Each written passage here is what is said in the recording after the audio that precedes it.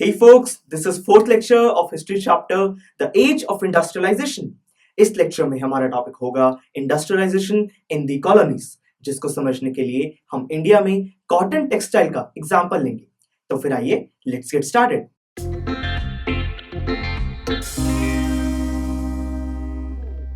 Friends, British Raj से पहले India cotton goods का एक लीडिंग प्रोड्यूसर हुआ करता था। पूरी इंटरनेशनल मार्केट में इंडियन कॉटन गुड्स बहुत ज्यादा फेमस थे।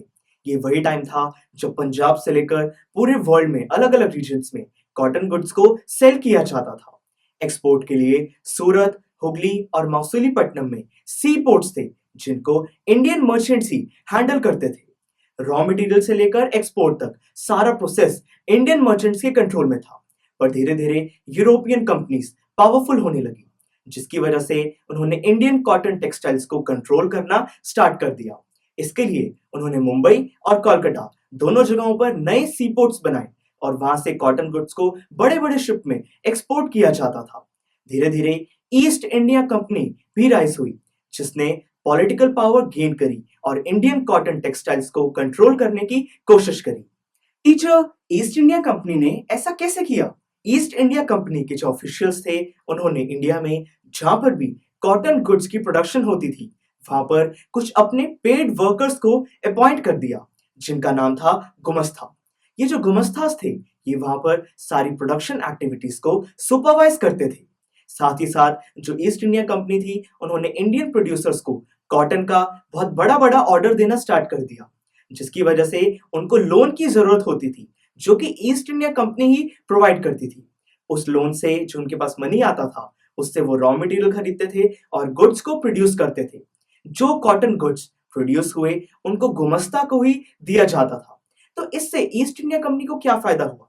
इससे ईस्ट इंडिया कंपनी को यह फायदा हुआ कि जितने भी इंडियन प्रोड्यूसर्स थे, उनका अब दूसरे बायर्स के साथ कॉन्टैक्ट टूट चुका था और अब ईस्ट इंडिया कंपनी का प्रोड्यूसर्स पे डायरेक्ट कंट्रोल एस्टेब्लिश हो गया था और यही उनका मोटिव था।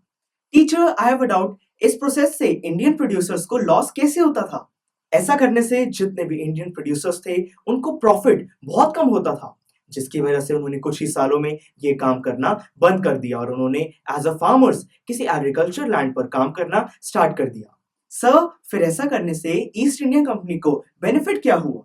ऐसा करने से ईस्ट इंडिया कंपनी के इंडिया में जितने भी कंपेटिटर्स थे, अब वो खत्म हो गए और यही टाइम था जब ईस्ट इंडिया कंपनी के जो ऑफिशियल्स थे, उन्होंने इंडिया का एक टूर लिया, जिससे कि उनको पता चला कि इंडिया में कॉटन गुड्स की डिमांड कभी भी डिक्लाइन नहीं हो सकती है, जिसकी वजह से मैनचेस्टर, जो कि इंग्लैंड में एक सिटी है, वहां पर British machine made goods produce होते थे। अब उनको इंडिया एक्सपोर्ट किया जाने लगा, जिसकी वजह से इंडियन कॉटन गुड्स की प्रोडक्शन 33% से 3% तक डिक्लाइन हो गई। फ्रेंड्स, इंडिया में अब जितने भी छोटे छोटे कॉटन वीवर्स बचे थे, अब उनके पास गुड क्वालिटी रॉ मटेरियल भी नहीं पहुंच पा रहा था, क्योंकि ये वो टाइम था जब अमेरिका में सिविल वॉर स्टार्ट हो गया था, जिसकी वजह से कॉटन सप्लाईज डिक्लाइन हो गई थी।